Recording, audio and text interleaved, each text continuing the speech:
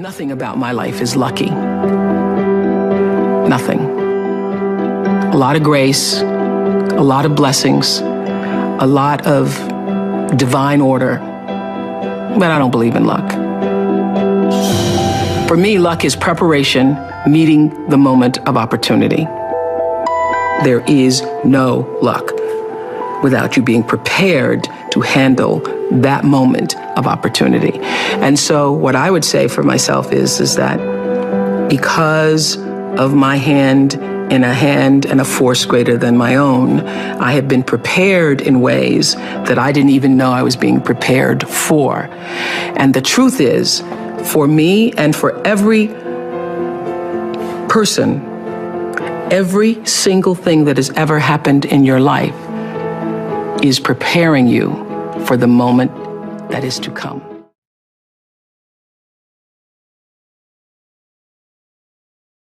The way through the challenge is to get still and ask yourself, what is the next right move? Not think about, oh, I got all of this stuff. What is the next right move? And then from that space, make the next right move and the next right move. And not to be overwhelmed by it because you know your life is bigger than that one moment. You know you're not defined by what somebody says is a failure for you, because failure is just there to point you in a different direction.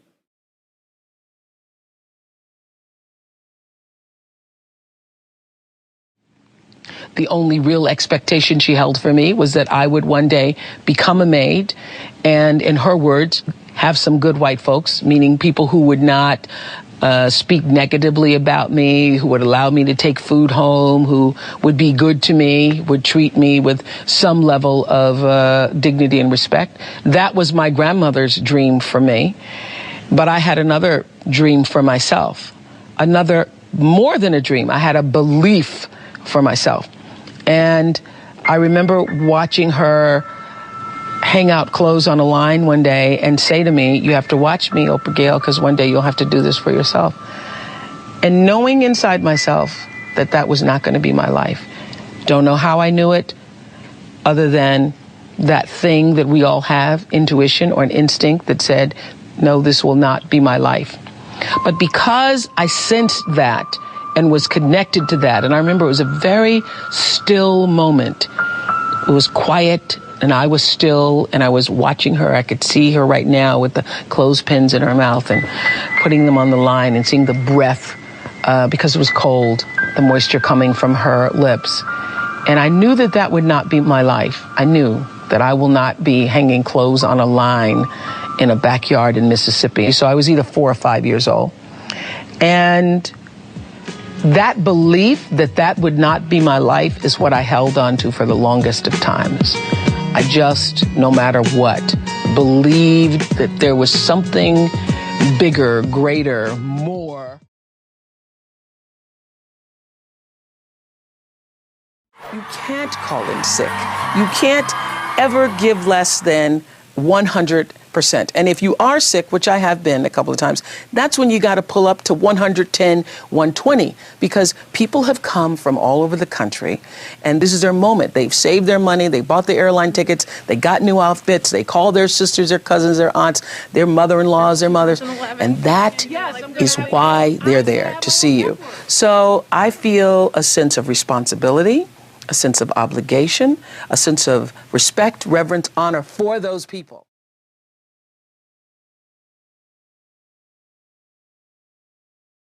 So I was never placed in an environment where I was ever made to feel inferior. I always felt like I'm the smartest kid in this room.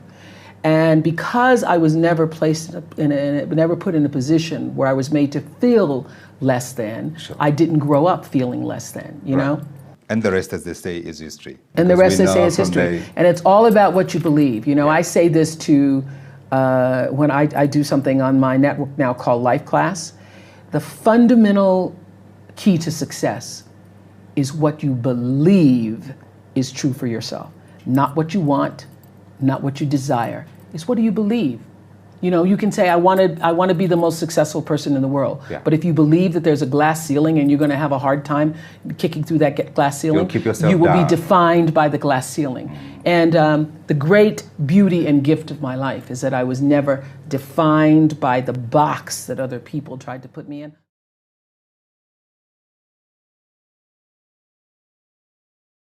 Stedman and I were in a hotel watching some bad television, and I was complaining about the state of television, talk shows in particular, and he said, why don't you change it? Why don't you just get your own network? And I thought that that was a ridiculous idea. And then he started to talk about it, and he wrote some things down, and I saw the word own. I thought, own, O-W. Oh, those are my initials. And I said, wouldn't it be something if I could create a network that was really about mindful, and I underlined the word mindful, television. 15 years later, those scribblings came closer to reality when she was approached by David Zaslav, the president of the Discovery Network. My view was, if we want to do this, you have to be all in. She paused, and then she said to me, it's meant to be. And we shook hands, and that's how our journey began. At first I thought, oh, great, a network. Oh, gee, this is the dream I had. Oh, and I actually showed him the piece of paper where I'd written it down in Stedman. And as that started to settle in with me, I thought, whoa, what is this I've gotten myself into? This is a lot more work than I ever imagined. Are you scared? Very scared. I was very scared. And I would wake up in the middle of the night, literally, like clutching my chest, like, what have I done? What have I done? What if you fail? That's what I was afraid of. That's what I was afraid of. The reason why I made the decision to go forward is because I believe that people deserve to have value-centered, inspirational programming for themselves. I believe that television has become, in many ways, banal. It has become insipid, and not all of it, but I think that I have something to offer.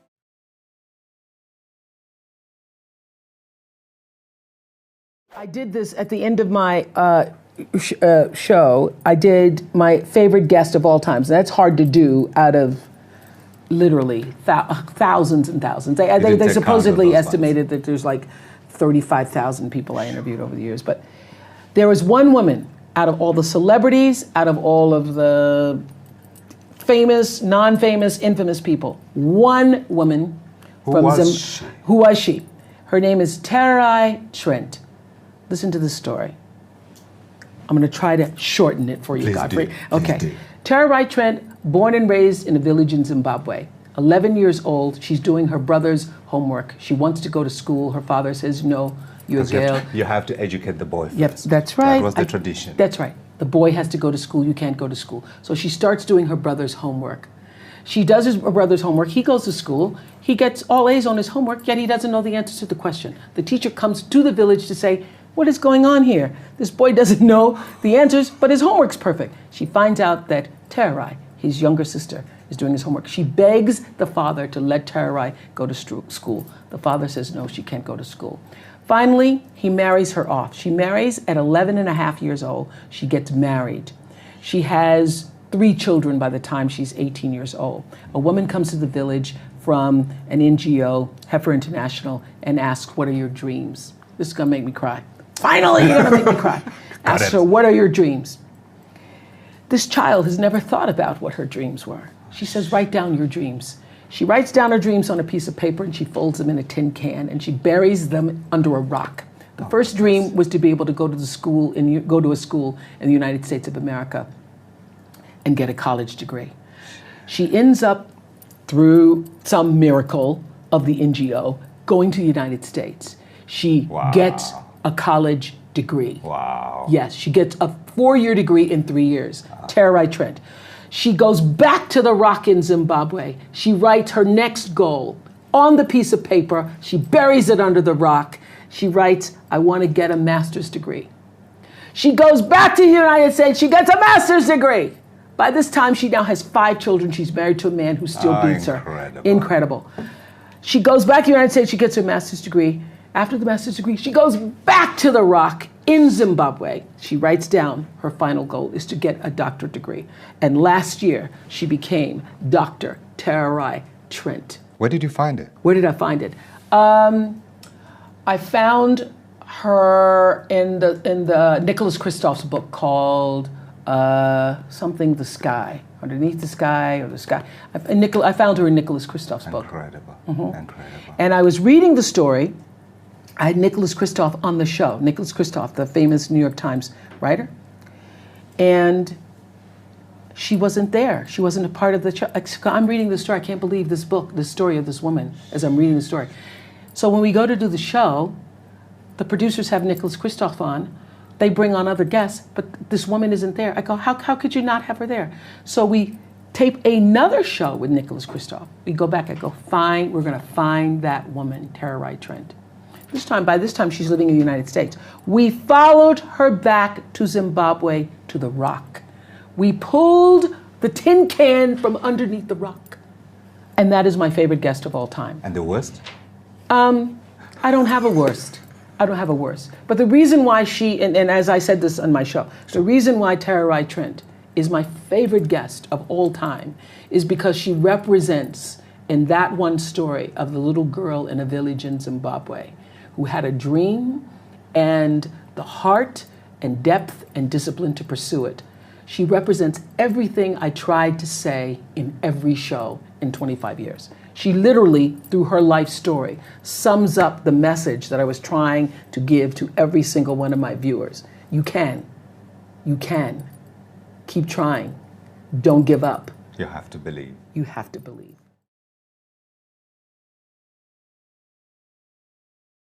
Jones had, I would not even say an important role, I would say the role in my acting career. Quincy Jones discovered me. And it's so interesting to me because when I was working as a television newswoman in Baltimore, and really all I wanted to do was be an actress, but I was doing television, and I felt at the time, well, I can't quit this job because this is what everybody else wants to do. And if I quit this job, what am I going to do? And I was going to a speech coach at the time that the station had sent me to. The broadcasting school, they sent everybody to the same woman. And I was telling her, I really don't want to do this. What I really want to do is act. And she says, my dear, you don't want to act, because if you wanted to act, you'd be doing it. What you want to be, my dear, is a star. Because if you wanted to act, you'd be waiting tables in New York. And I thought, now why am I going to wait tables if I'm already working in TV? So I said, well, what I think is going to happen is I will be discovered, because I want it so badly. Somebody's going to have to discover me.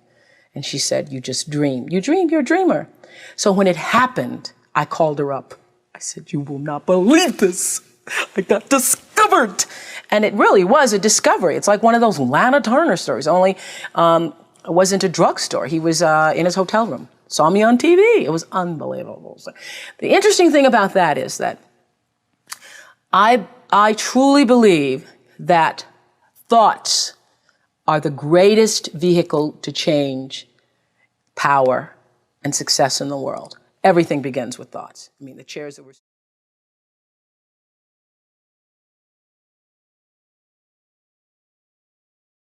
Turn your wounds into wisdom. You will be wounded many times in your life. You'll make mistakes. Some people will call them failures. But I have learned that failure is really God's way of saying, excuse me, you're moving in the wrong direction. It's just an experience.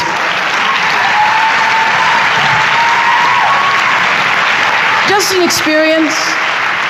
Just an experience.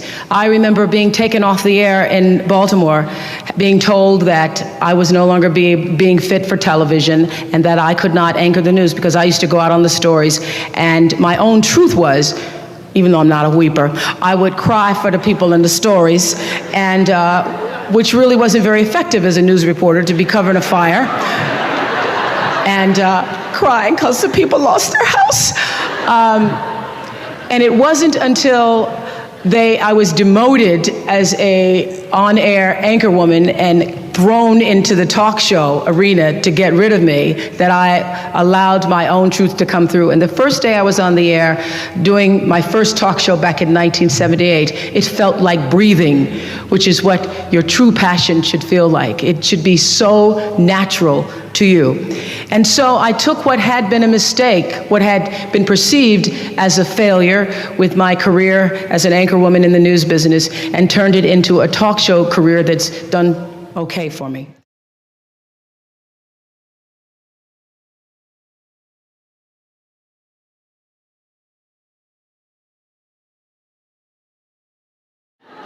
Watching my grandmother boil clothes in a big iron pot through the screen door because we didn't have a washing machine and made everything we had. I watched her and realized somehow inside myself and the spirit of myself that although this was segregated Mississippi and I was colored and female, that my life could be bigger, greater than what I saw. I remember being 4 or 5 years old. I certainly couldn't articulate it, but it was a feeling, and a feeling that I allowed myself to follow. I allowed myself to follow because if you were to ask me what is the secret to my success, it is because I understand that there is a power greater than myself that rules my life. And in life, if you can be still long enough in all of your endeavors, in the good times, the hard times, to connect yourself to the source. I call it God. You can call it whatever you want to, the force, nature, Allah, the power. If you can connect yourself to the source and allow the energy that it is your personality, your life force, to be connected to the greater force, anything is possible for you.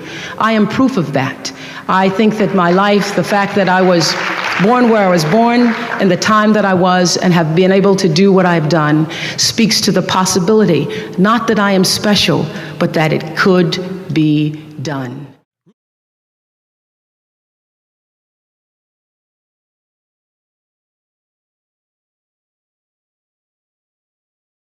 And the number one lesson I could offer you where your work is concerned is this: become so skilled, so vigilant, so flat out fantastic at what you do that your talent cannot be dismissed. Stop comparing yourself to other people.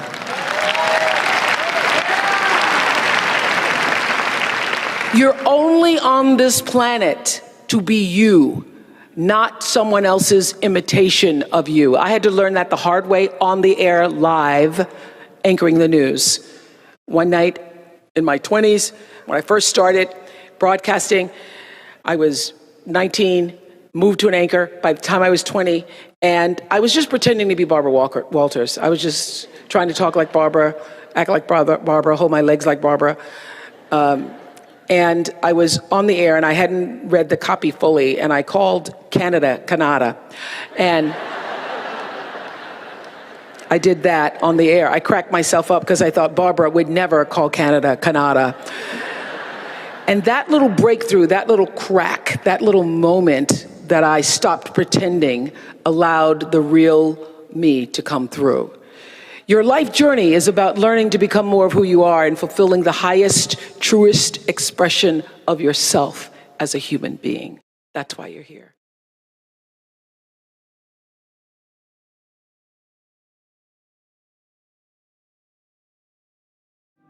You must find a way to serve.